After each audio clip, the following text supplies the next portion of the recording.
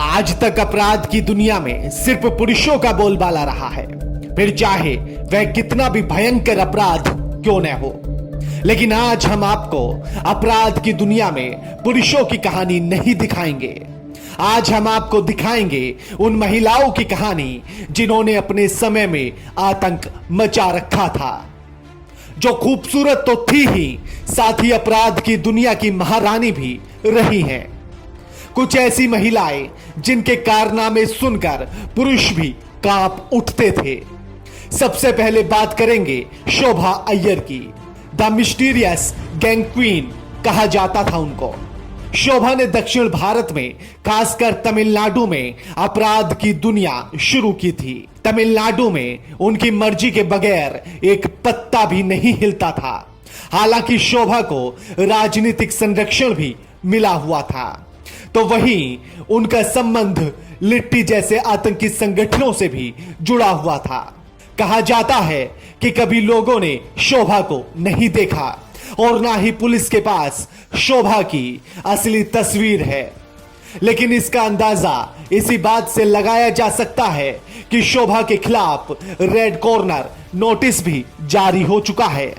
अब बात करेंगे अर्चना बाल मुकुंद शर्मा की, the queen of kidnapping. Madhya Pradesh के उज्जैन में जन्मी अर्चना की जिंदगी की कहानी किसी फिल्म से कम नहीं है। हीरोइन की तमन्ना लेकर अर्चना ने अपराध की दुनिया में कदम रखा और बबलू श्रीवास्तव की लेडी डॉन बन गई। और दिल्ली में रहते हुए अर्चना ने बबलू श्रीवास्तव का काम संभाला। समायरा जुमानी, अब्बू सलेम की पूर्व पत्नी, गैंगस्टर अब्बू सलेम की पूर्व पत्नी समायरा जुमानी का नाम जबरन वसूली, बम विस्फोटों और धोखाधड़ी के मामलों में आता है। समायरा जुमानी को भी इंटरपोल ने रेड कॉर्नर नोटिस जारी किया है। कहा जाता है कि अब्बू सलेम को पकड़वाने के पीछे समायरा का ही हाथ है। समायरा को आखिरी समय में अमेरिका में देखा गया था। रेशमा मेमन और Shabana Memon, the women behind black Friday. Black Friday के बारे में हर कोई जानता है। 1993 में मुंबई धमाकों को ब्लैक फ्राइडे कहा जाता है। इस धमाके में मेमन परिवार का नाम आता है। यह दोनों बहनें अंडरवर्ल्ड की खिलाड़ी हैं। अंडरवर्ल्ड की मशहूर खिलाड़ी टाइगर मेमन की पत्नी रेशमा मेमन और साली शबाना मेमन का नाम 1993 के धमाकों में आता है। 1993 के धमाकों में 257 लोग मारे गए थे और 713 लोग घायल हुए थे। यह दोनों ही भारतीय सुरक्षा एजेंसियों के लिए सिरदर्द बन चुकी थी। अभी माना जा रहा है कि दोनों पाकिस्तानी शहर कराची में रह रही हैं। अपराध की दुनिया में फूलन देवी का नाम ना आए, ऐसा हो ही नहीं सकता।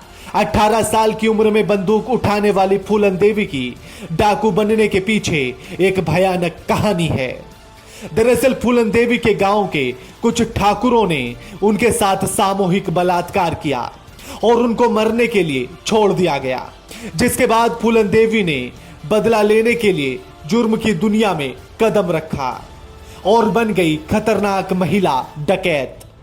फूलन देवी के ऊपर 40 लोगों की हत्या और अपहरण के कई मामले दर्ज थे। फूलन देवी ने समाजवादी पार्टी के सहयोग से चुनाव लड़ा और सांसद भी रही, लेकिन शेर सिंह राणा नामक व्यक्ति ने फूलन देवी की गोलियों से भूनकर हत्या कर दी थी। Seema Parihar, the new age bandit queen. Uttar Pradesh के औरैया की सीमा ने 13 वर्ष की आयु में ही बंदूक उठा ली थी। निर्भय गुज्जर की पत्नी रह चुकी सीमा पर करीब 70 हत्याओं और दूसरे लोगों के अपहरण का आरोप था।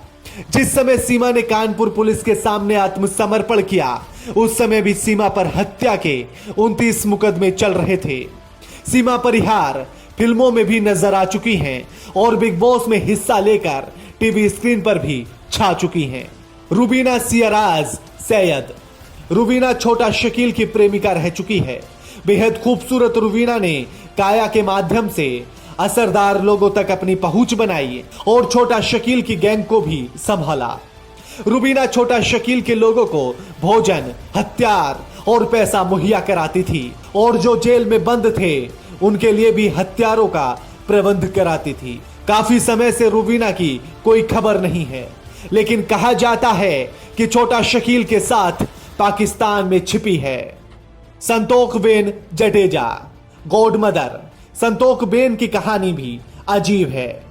इन्होंने अपने पति सरमन मुंजा जडेजा की हत्या का बदला लेने के लिए बंदूक उठाई और बाद में पूरे पोरबंदर में संगठित गिरोह चलाया।